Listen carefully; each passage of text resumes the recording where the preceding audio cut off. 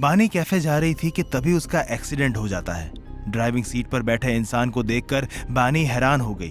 वो खुद से बोली, आर्यन ओबेरॉय, शिट। उसने जल्दी से स्कार्फ से अपना फेस कवर कर लिया। आर्यन ने अभी तक उसे देखा नहीं था क्योंकि बानी ने हेलमेट पहन रखा था। आर्यन काम फेस के साथ बोला, sorry miss, it was just an accident. बानी जल्दी से बोली, ओके, कोई बात नहीं। इतना बोलकर बानी बाइक पर बैठ गई। उसने अपनी बाइक स्टार्ट की, फिर एक नजर कार की तरफ देखा। बानी को ऐसा फील हुआ जैसे कार में कोई हो जो उसे ही देख रहा हो। बानी उस कार के साइड से गुजरी तो उसकी धड़कनें बढ़ गई। कार के शीशे काले थे, इसलिए बाहर से अंदर कुछ नहीं दिख रहा था। आर्यन बानी को जाते हुए देखकर तिरछा मुस्कुराया और कार में बैठ गया। आर्यन कार स्टार्ट करते हुए बोला, टकराने का प्लान अच्छा था, उसे फील हो गया। पैसेंजर सीट पर बैठा इंसान यह सुनकर रहस्यमय तरीके से मुस्कुरा दिया। बानी थोड़ी दूर पर बाइक रोककर अपनी धड़कनें शांत करते हुए बोली, क्या था ये? मुझे डर क्यों लग रहा है? 2 सालों बाद ऐसा डर? कहीं वो नो, दैट्स नॉट पॉसिबल। फिर बानी अपना सर झटक कर कैफे की ओर निकल गई। पूरा दिन बानी कैफे में ही रही और शाम को वो जल्दी से घर आ गई। वो डायरेक्ट अपने रूम में जाकर चेंज करके पार्टी के लिए तैयार होने लगी। उसने ग्रे कलर का शोल्डर लेस गाउन पहना था जिस पर फ्लोरल प्रिंट थे और वो गाउन बैकलेस था। बानी ने अपने बालों को खुला छोड़ा था, होठों पर हॉट पिंक लिपस्टिक लगाई थी और कानों में इयररिंग्स डाली थी। फिर उसने ब्रेसलेट पहना, तभी उसकी नजर अपनी रिंग फिंगर पर गई। बानी ने आज भी रियांश की पहनाई हुई रिंग पहनी थी। वो कभी उस रिंग को निकाल ही नहीं पाई। वो ये सब सोच ही रही थी कि तभी उसे कुछ महसूस हुआ और वो हैरान हो गई। बानी अपनी रिंग को देखते हुए खुद से बोली, पता नहीं क्यों इस रिंग को नहीं निकाल पाई। भले तुम नहीं हो, पर यह रिंग हमेशा मेरे पास रही है। बहुत कोशिश की इस रिंग को निकालने की, पर हिम्मत ही नहीं हुई। हार गई मैं। और जो तुमने कहा था उस रात, वो मेरी हार का सबसे बड़ा सबूत। ये बोलते हुए बानी ने अपनी आंखें बंद कर ली थी। फिर वो खुद को शांत करके नीचे चली गई। उसके नीचे आते ही प्रिया ने पूछा, कब तक आओगी बानी? बानी बोली, मम्मा मुझे देर हो जाएगी, आप गेट बंद कर लेना और सो जाना, मेरे पास डुप्लीकेट की है। प्रिया बोली, ठीक है, ध्यान रखना अपना। फिर बानी ने प्रिया को हक किया और बाय बोलकर बाहर चली गई। घर के बाहर विनीत अपनी कार में बानी का इंतजार कर रहा था। उसने आज ब्लू कलर का सूट पहना हुआ था। विनीत बानी को देखकर बोला, हे, आज किसकी जान लेने का इरादा है? यह सुनकर बानी चिढ़ते हुए बोली, तुम्हारी। इतना बोलकर बानी कार में बैठ गई। तभी विनीत बानी को देखते हुए बोला, तुम ना सच में बिल्ली हो, हमेशा काटने के लिए तैयार रहती हो। यहां बंदा तारीफ कर रहा है तो थैंक यू की जगह कुछ और ही निकल रहा है मुंह से। यह सुन बानी गुस्से से बोली, बस करो यार, नहीं सुननी तारीफ, चलो अब। विनीत बोला, ठीक है यार, लेकिन गुस्सा क्यों कर रही हो? ये बोलते हुए विनीत ने कार स्टार्ट की और दोनों वहां से निकल गए। थोड़ी देर बाद कार वेन्यू के बाहर रुकी और कार के रुकते ही विनीत और बानी कार से उतरे। बानी को बहुत बेचैनी हो रही थी। तभी विनीत बानी का हाथ पकड़कर बोला, चलो। फिर दोनों पार्टी हॉल के अंदर चले गए। अंदर जाते ही बानी की आंखें बड़ी हो गई क्योंकि पार्टी का थीम बिल्कुल उसी क्रूज पार्टी जैसा था। ये देखकर विनीत भी हैरान था। वो चारों तरफ देखते हुए बोला, ये तो बिल्कुल। वो इतना ही बोल पाया था कि तभी बानी बीच में ही बोली, हाँ, क्रूज पार्टी जैसा है। ये बोलकर बानी विनीत को देखने लगी। फिर वो घबराई सी आवाज में आगे बोली, मुझे डर लग रहा है, कहीं वो, अगर ऐसा हुआ तो वो मुझे छोड़ेगा नहीं। यह सुनकर विनीत उसके कंधे पर हाथ रखते हुए बोला, रिलैक्स बानी, वो नहीं हो सकता, मर गया है वो। तभी नैना सामने से आकर बानी के गले लग गई फिर अलग होते हुए बोली, आज तो तू बहुत अच्छी लग रही है। ये सुनकर बानी फेक स्माइल के साथ बोली, तू भी। फिर नैना ने विनीत को देखते हुए कहा, ये तेरा बॉयफ्रेंड है ना विनीत? ये सुनते ही बानी एक नजर विनीत को देखकर बोली, हाँ, यही विनीत है। फिर नैना विनीत की तरफ हाथ आगे करते हुए बोली, हे, आई एम नैना, बानी की दोस्त। विनीत भी नैना के हाथ मिलाते हुए बोला, हे, आई एम विनीत, बानी ने मुझे बताया है तुम्हारे बारे में। फिर उसने बानी को देखा, जो बेचैन होकर चारों तरफ देख रही थी। ये देखकर विनीत को बानी की फिक्र होने लगी। आज वो 2 साल पहले वाली बानी की तरह बिहेव कर रही थी। थोड़ी देर बाद नैना पार्टी एंजॉय करने के लिए बोलकर चली गई। उसके जाते ही विनीत ने बानी का हाथ पकड़कर टेंस्ड वॉइस में पूछा,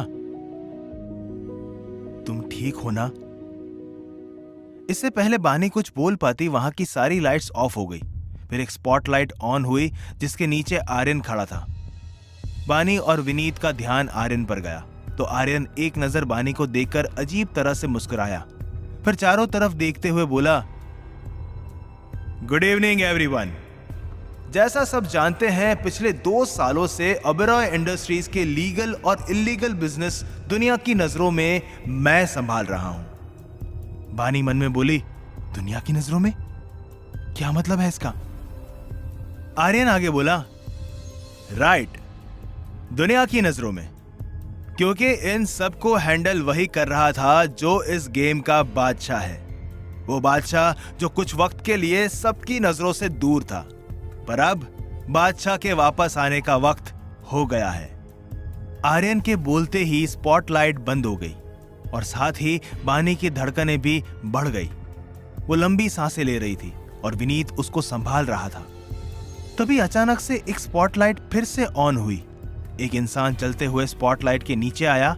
बानी उस इंसान को देखते ही मानो सांस लेना ही भूल गई। वो इंसान हाथ फैलाकर बोला, रेयांश ओबेरॉय इज बैक। ये बोलते हुए रेयांश बानी को देखकर डेविल स्माइल कर रहा था। वहीं ये सब देखकर बानी के कदम लड़खड़ा गए थे, पर विनीत ने उसे संभाल रखा था। बानी के माथे पर पसीना आ गया था। वो एकटक रेयांश को देख रही थी और रेयांश भी बानी को ही देख रहा था। बानी दूर से ही रेयांश की आंखों में आग देख सकती थी। फिर वो रेयांश को देखते हुए विनीत से बोली,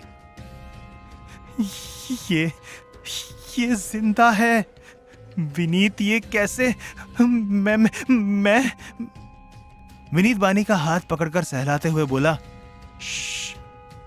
बानी रिलैक्स, अभी शांत रहो, इसके बारे में हमें कबीर से बात करनी होगी। विनीत की बात पर बानी कुछ नहीं बोली। तभी रेयांश बानी से नजरें हटाकर सबकी ओर देखते हुए बोला, सो आई एम बैक। कुछ वक्त के लिए गायब था, पर अब बादशाह वापस आ गया। फिर थोड़ा रुककर बानी की तरफ देखते हुए बोला, हमेशा के लिए। कई लोग रेयांश से मिलने के लिए उसके पास आए और वो सबसे बातें कर रहा था। इधर विनीत बानी को एक साइड में ले गया। वो कुछ बोलने वाला था कि तभी वहां रेयांश आ गया। बानी उसको देखकर 2 कदम पीछे हो गई और रेयांश बानी के एक्शन को देखकर हल्का सा मुस्कुराया। फिर अपना हाथ आगे करके बोला, शैलवी। पर बानी ने अपना हाथ आगे नहीं किया। ये देखकर रेयांश ने डेविल स्माइल करते हुए बानी का हाथ जबरदस्ती पकड़ लिया और हॉल के बीच में ले गया। उसकी इस हरकत पर सभी का ध्यान उन पर आ गया। पहले से ही लोग रेयांश की वापसी से शॉक थे और अब रेयांश ओबेरॉय को किसी लड़की के साथ देखकर लोग सदमे में ही थे। रेयांश ने बानी को कमर से पकड़कर खुद के बेहद करीब कर लिया। उसकी पकड़ इतनी टाइट थी कि बानी की आंखें नम हो गई थी। रेयांश उसके साथ बहुत रूडली बिहेव कर रहा था, उसकी बॉडी को प्रेस कर रहा था। विनीत सब समझ रहा था, पर इस वक्त वो कुछ नहीं कर सकता था। फिर रेयांश उसको अपनी तरफ खींचकर उसके कान में बोला, तुम पर बस मेरा हक है। तुम किसी को भी अपना बॉयफ्रेंड बनाकर कैसे ला सकती हो बेबी? ये बोलकर उसने बानी के कान को बाइट कर लिया। फिर रेयांश उसकी पीठ अपने सीने से लगाकर उसकी गर्दन पर किस करने लगा। बानी से ये सब बर्दाश्त नहीं हो रहा था और वो छूटने की कोशिश कर रही थी, पर रेयांश अपनी पकड़ और कस रहा था। उसने बानी को गोल गोल घुमाते हुए उसे अपनी बाहों में भर लिया। फिर झुककर उसकी पीठ पर किस करके उसने कान में बोला, तुम्हारी कोशिश काम नहीं आएगी बेबी, मुझसे बचना इम्पॉसिबल है। फिर बानी के कंधे पर किस करते हुए अपनी तरफ घुमाकर उसका चेहरा देखा। बानी की आंखों में आंसू थे। ये देखकर रेयांश ने उसकी आंखों पर किस किया। फिर बानी को कमर से लिफ्ट करके गोल घुमाया और फिर नीचे उतार दिया। बानी फाइनली खुद को रेयांश से छुड़ाकर वहां से चली गई। रेयांश बानी को जाते देखकर डेविल स्माइल करते हुए बोला, अभी तो शुरू हुआ है बेबी, आगे क्या होगा तुम्हारा? कोई नहीं बचाने वाला है तुम्हें इस विलन से। इधर बानी पार्टी से निकलकर बाहर चली गई थी और विनीत भी उसके पीछे पीछे बाहर आ गया था। बानी बाहर खड़ी रो रही थी। ये देखकर विनीत ने जल्दी से उसको हक कर लिया, पर बानी शांत ही नहीं हो रही थी। विनीत ने उसका हाथ पकड़कर उसे कार में बिठाया और खुद भी बैठ गया। फिर वो सीधे कॉटेज के लिए निकल गया। कार कॉटेज के बाहर रुकी तो कार रुकते ही बानी जल्दी से कार से निकलकर अंदर की ओर भागी। वो भागकर जल्दी से कबीर के गले लग गई। कबीर, जो कार की आवाज सुनकर नीचे आया था, वो बानी के अचानक गले लगने से शॉक्ड हो गया था। वो बानी का सर सहलाते हुए बोला, क्या हुआ बानी? कबीर की आवाज सुनकर बानी रोने लगी। तभी विनीत भी अंदर आ गया। कबीर ने उसको देखा तो वो भी परेशान लग रहा था। कबीर ने बानी को शांत करके उसे सोफे पर बैठाया। तभी विनीत बानी के लिए पानी लेकर आया। बानी ने थोड़ा सा पानी पीकर खुद को शांत किया। फिर वो कबीर को देखकर बोली, वो वापस आ गया। बानी की यह बात सुनकर कबीर कंफ्यूज होकर बोला, कौन वापस आ गया? बानी भारी आवाज में बोली, रेयांश ओबेरॉय। बानी की बात सुनकर कबीर और ज्यादा हैरान हो गया। उसने विनीत की ओर देखा तो विनीत बोला, हाँ, ये पार्टी उसी की वापसी में रखी गई थी। पिछले 2 सालों से रेयांश सारे गेम बैकफुट पर खेल रहा था और अब वो सामने आ गया है। फिर बानी को देखकर बोला, और वापस आते ही उसने बानी को हर्ट करना स्टार्ट कर दिया। विनीत की बात सुनकर कबीर बहुत हैरान था, पर वो खुद को कंट्रोल करके बानी के आंसू पोंछते हुए बोला, रिलैक्स बानी, तुम कमजोर नहीं पड़ सकती। बानी गुस्से में बोली, तो क्या करूं? वो मेरी लाइफ का सबसे बुरा चैप्टर है जो अब वापस आ गया है। वो मुझे नहीं छोड़ेगा कबीर। उसने मुझसे कहा था कि अगर वो बच गया तो वो मुझे नहीं छोड़ेगा। वो फिर से मेरी बॉडी का यूज करेगा। और उसने कहा था कि। इतना बोलते ही बानी अचानक से रुक गई। आखिर क्या कहा था रेयांश ने बानी से? कैसे बदला लेगा रेयांश बानी से? जानने के लिए सुनते रहिए क्रूअल हार्टेड, सिर्फ और सिर्फ पॉकेट एफएम पर।